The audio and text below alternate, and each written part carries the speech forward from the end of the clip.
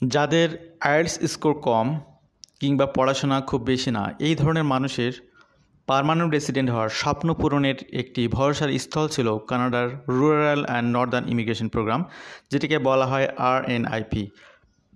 তো 31শে আগস্ট 2024 সালে এই প্রোগ্রামটিকে ক্লোজ করে দেওয়া হয়েছে গভর্নমেন্টের পক্ষ থেকে। এই বিষয়টি নিয়ে আপডেট তথ্য দেওয়ার জন্যই মূলত আপনাদের সাথে আজকের আলোচনায় চলে এসেছি। কি কারণে এটি ক্লোজ করে দেওয়া হলো এবং অল্টারনেটিভ ওয়ে কি? অবশ্যই একটি অল্টারনেটিভ ওয়ে আছে, আমাদের মূল আলোচনাটি শুনবেন। কানাডা গভর্নমেন্ট এই প্রোগ্রামটি ক্লোজ করে নতুন আরেকটি প্রোগ্রামের সুযোগ তৈরি করেছে, সেই বিষয়ে আপনাদের সামনে বিস্তারিত তথ্য তুলে ধরব। খুব বেশি বিস্তারিত না হলেও সেই প্রোগ্রামটি যেহেতু এখনও আন্ডার প্রসেসিংয়ে রয়েছে, সেটার একটি সংক্ষিপ্ত হিন্টস আপনাদেরকে দিব ইনশাল্লাহ। তো এখানে ক্লোজ হওয়ার কারণগুলো নিয়ে আপনাদের সাথে কথা বলবো, আশা করছি আমাদের সাথে থাকবেন। তো এখানে 31 আগস্ট 2024 মূলত rural and northern immigration pilot প্রোগ্রামটি ক্লোজ হয়ে গেল। এটি অনেকে হয়তো জানতেন, আবার অনেকেই জানতেন না। রুরাল অ্যান্ড নর্দার্ন ইমিগ্রেশন প্রোগ্রামটি পরিচালিত হতো কয়েকটি স্টেপের মাধ্যমে। এখানে আপনার কমিউনিটিগুলো থেকে একটি এন্ডোর্সমেন্টের বিষয় ছিল, সেই কমিউনিটিগুলো থেকে এন্ডোর্সমেন্ট নিয়ে এরপরে পার্মানেন্ট রেসিডেন্ট প্রোগ্রামের জন্য এখানে আবেদন করা যেত। আমরা যখন করোনাকালীন সময়টি পার করলাম বা সেই সময়ের মধ্যে আছি, সেই সময় কিন্তু rural and northern immigration programme নিয়ে বিভিন্ন মাধ্যমে আপনার ইন্টারন্যাশনাল, ন্যাশনাল যারা কানাডা নিয়ে ডিসকাস করেন, সবার একটি মূল আকর্ষণ ছিল যে একটি প্রোগ্রাম আসতেছে, যে প্রোগ্রামের মাধ্যমে অনেকের স্বপ্ন পূরণ হবে। তো সেই স্বপ্ন পূরণের জন্য এখানে যে আইএলটিএস রিকোয়ারমেন্ট ছিল অনলি 5 বা আপনার আইএলটিএসে 5 পেলেও হতো। এখানে এডুকেশনের রিকোয়ারমেন্ট ছিল হাই স্কুল ইকুইভ্যালেন্ট ডিগ্রি। কিন্তু এখানে কিছু কন্ডিশন কঠিন হয়ে গিয়েছিল অনেকের জন্য। সেটা হলো যে মোস্ট অফ দ্য কেসে এখানে প্রয়োজন হতো এই সমস্ত কমিউনিটি থেকে কোনো একটি জব অফার অথবা এই কমিউনিটিতে কোনো জব এক্সপিরিয়েন্সের রিকোয়ারমেন্টগুলো থাকার কারণে সবাই এখানে এই প্রোগ্রামটিকে এনজয় করতে পারেনি। তো এখানে এই আপনার 2022 সালে আগস্ট মাসে মূলত এই প্রোগ্রামটি ফাইনালি সবার স্বপ্ন পূরণের জন্য চালু হয়। এখানে অনেকগুলো কমিউনিটিতে এই প্রোগ্রামটির অধীনে আপনার কমিউনিটি এন্ডোর্সমেন্ট নেওয়া, তার পরবর্তীতে পিআর প্রোগ্রামে আবেদন করে পার্মানেন্ট রেসিডেন্ট হওয়ার একটি সিস্টেম চালু ছিল, যেখানে আপনার প্রত্যেকটি কমিউনিটি 125 জন করে ক্যান্ডিডেটকে প্রতি বছরে আপনার ইনভাইটেশন জানাতে পারতো, তাদেরকে পিআর প্রোগ্রামে আবেদনের সুযোগ করে দিত। এখানে ওভারঅল 2750টি কোটা ছিল এই প্রোগ্রামের জন্য বরাদ্দ। তো এই প্রোগ্রামটি ক্লোজ হয়ে গেল। এবং এখানে আরেকটি বিষয়, সেটা হলো যে deadline for community two recommend candidates to immigration, refugee and citizenship Canada IRCC was July 31 and August 31st was the last date of which recommended candidates could have submitted a permanent resident application to IRCC. Already যারা এই প্রোগ্রামের সাথে মাঝপথে রয়েছেন তাদের জন্য আমি বলতেছি, তাদের জন্য এখানে দুইটা স্টেপের এখানে কথা বলা হয়েছে। একটি হলো কমিউনিটিজ টু রিকমেন্ড ক্যান্ডিডেটস, অর্থাৎ কমিউনিটি থেকে যে রিকমেন্ডেশনগুলো নেওয়া হয়, সেই রিকমেন্ডেশন নেওয়ার লাস্ট ডেট পার হয়ে গেছে 31 জুলাই 2024। তো সেই রিকমেন্ডেশন নেওয়ার পরে কি করতে হয়, সেই রিকমেন্ডেশন সহ অ্যাপ্লিকেশন ফর্ম ফিল আউট করে পার্মানেন্ট রেসিডেন্টের জন্য আবেদন জমা দিতে হয়। তো সেই সময়টি ছিল 31শে আগস্ট পর্যন্ত, যেটি আজকে শেষ হয়ে গেল এই 31শে আগস্টে। তো 31শে আগস্টের পর থেকে এই প্রোগ্রামের জন্য কেউ পার্মানেন্ট রেসিডেন্টের অ্যাপ্লিকেশন সাবমিট করতে পারবেন না। তো এই বিষয়টি আশা করছি আপনারা বুঝতে পেরেছেন। যারা অলরেডি অ্যাপ্লিকেশন পেন্ডিংয়ে রয়েছেন, যদি পার্মানেন্ট রেসিডেন্ট অ্যাপ্লিকেশন সাবমিট না করতে পারেন তাহলে আপনাদের আর কিছু করার নেই। সেক্ষেত্রে IRCCকে রিকোয়েস্ট করতে পারেন। অ্যাপ্লিকেশন হয়তো রেজাল্ট পাননি, এমন হতে পারে যে অ্যাপ্লিকেশন সাবমিট করেছেন কিন্তু আপনার অ্যাকনলেজমেন্ট অফ রিসিট যেটা বলা হয় সেটা হয়তো অনেকে পান নেই। যদি না পেয়ে থাকেন তাহলে চেষ্টা করবেন অবশ্যই সেটি যাতে পাওয়া যায় আপনার as soon as possible। মোট কথা একবার অ্যাপ্লিকেশন সাবমিট হয়ে গেলে তাহলে আপনি টেনশন ফ্রি, অর্থাৎ আজকে 31শে আগস্টের মধ্যে যদি অ্যাপ্লিকেশনটা সাবমিট হয়ে থাকে তাহলে আপনারা এখান থেকে টেনশন ফ্রি হয়ে গেলেন। আর হচ্ছে এখানে আরেকটি বিষয়, যে এখানে অল্টারনেটিভ কিছু প্রোগ্রামের বিষয়ে আমরা কথা বলবো। তো এই প্রোগ্রাম রিলেটেড কোনো কোশ্চেন আপনাদের আশা করছি নেই বা থাকার কোনো সুযোগ নেই। যারা অলরেডি এই প্রোগ্রামে এঙ্গেজ হয়ে গেছেন পৃথিবীর বিভিন্ন প্রান্ত থেকে যে সমস্ত ভাই এবং বোনেরা শুনতেছেন, তারা খুব সাবধান হবেন যে কোনো এজেন্সি, কনসালটেন্ট, RCIC যার মাধ্যমে আপনারা এই প্রোগ্রামগুলো নিয়ে প্রসিড করে থাকুন না কেন, আপনারা কিন্তু এই প্রোগ্রামে অ্যাডভান্স হওয়ার সুযোগ নেই। এই প্রোগ্রামটি টোটালি ক্লোজ হয়ে গেল। গেল। আশা করছি বুঝতে পেরেছেন। আমি জাস্ট রিপিট করতেছি যে কমিউনিটি এন্ডোর্সমেন্ট বা কমিউনিটি থেকে যে রিকমেন্ডেশন লেটার লাগে সেটি ইমিগ্রেশন রিফিউজি সিটিজেনশিপ কানাডার কাছে সাবমিট করতে হয়।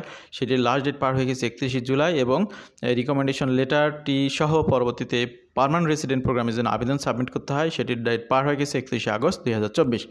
তো তার মানে এই প্রোগ্রামটি অলরেডি মৃত বলা চলে, যেহেতু এটা আজ থেকে এটি মৃত হয়ে গেল।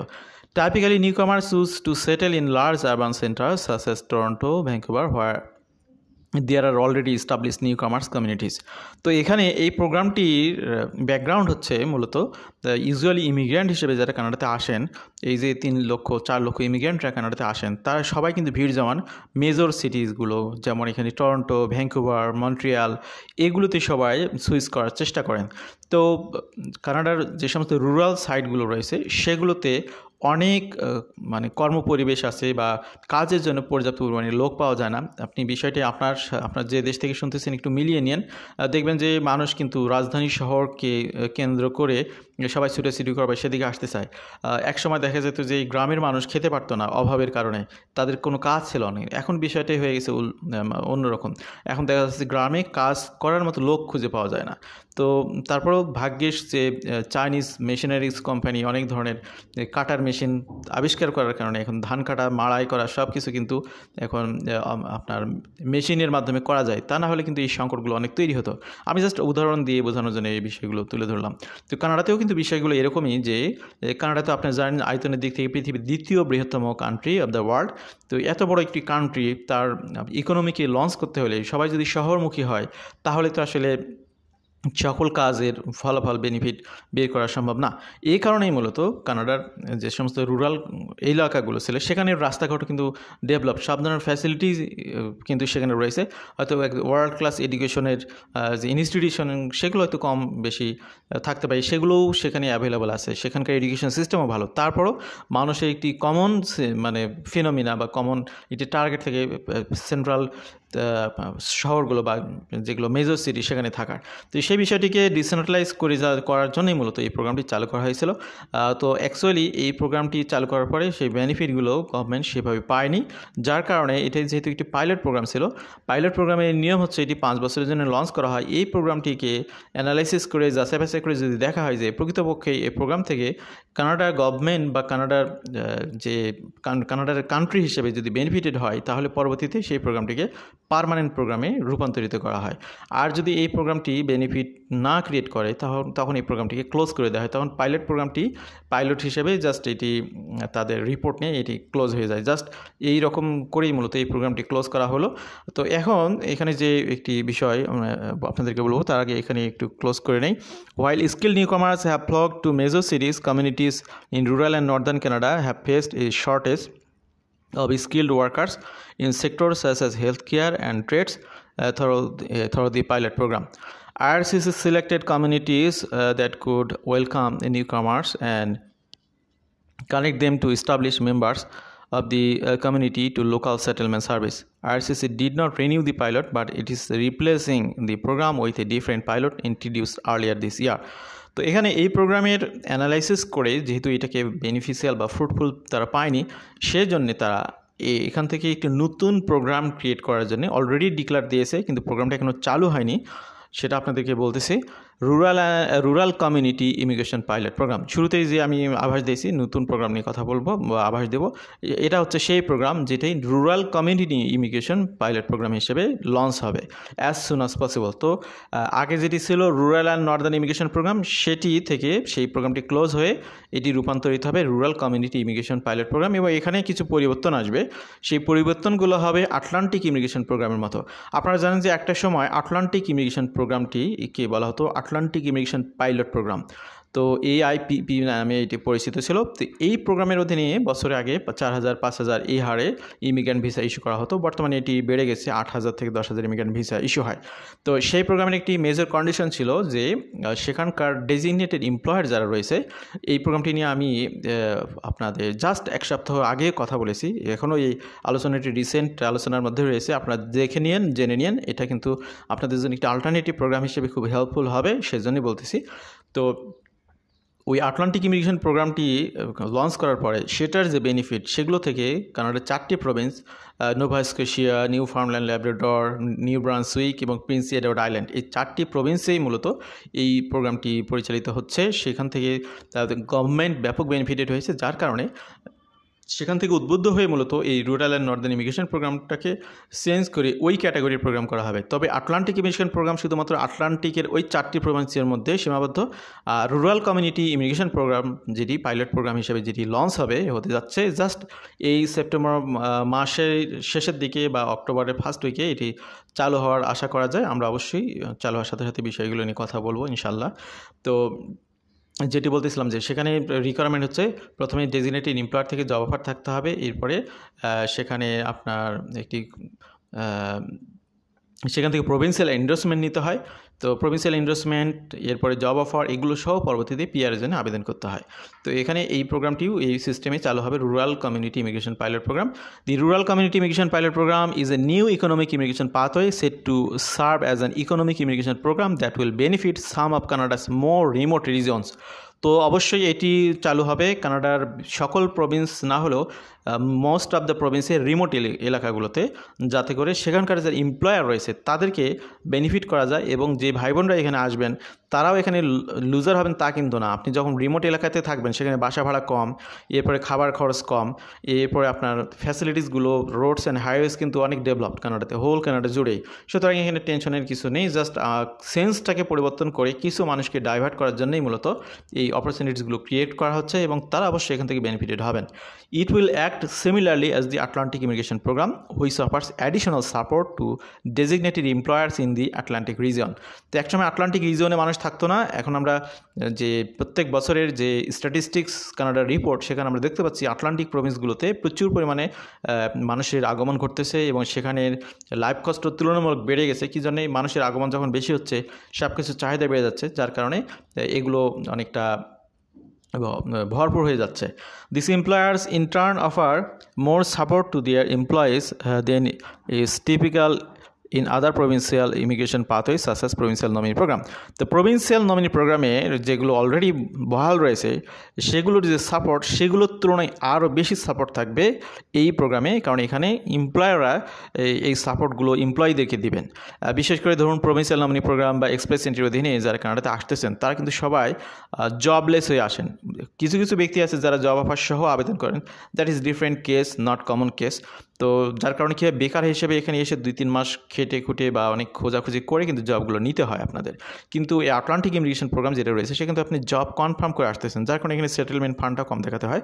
তো রুরাল কমিউনিটি ইমিগ্রেশন পাইলট প্রোগ্রামটাও জাস্ট আপনার রুরাল সাইটে কমিউনিটিগুলো ওপেন করবে, সেই কমিউনিটিগুলোর অনেক কমিউনিটি এখানে আবেদন করেছে, এই কমিউনিটিগুলোর আবেদন যাচাই বাছাই করে টার্মস কন্ডিশন যেগুলো মিলবে সেই সমস্ত কমিউনিটিকে মূলত এখানে সিলেকশন দেওয়া হবে, সেই কমিউনিটিগুলোতেই এই প্রোগ্রামগুলো চালু হতে যাচ্ছে। The new pilot program is set to launch this fall. RCC has yet introduced which community will be eligible to participate. Eligibility criteria for newcomers will be published as soon as possible.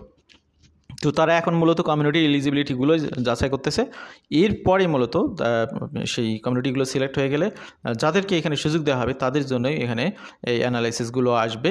এখানে ধরে রাখুন যে এখানে খুব hard কিছু আসবে না, অনেক কিছু শিথিল থাকবে, আপনারা চেষ্টা করতে পারেন অবশ্যই।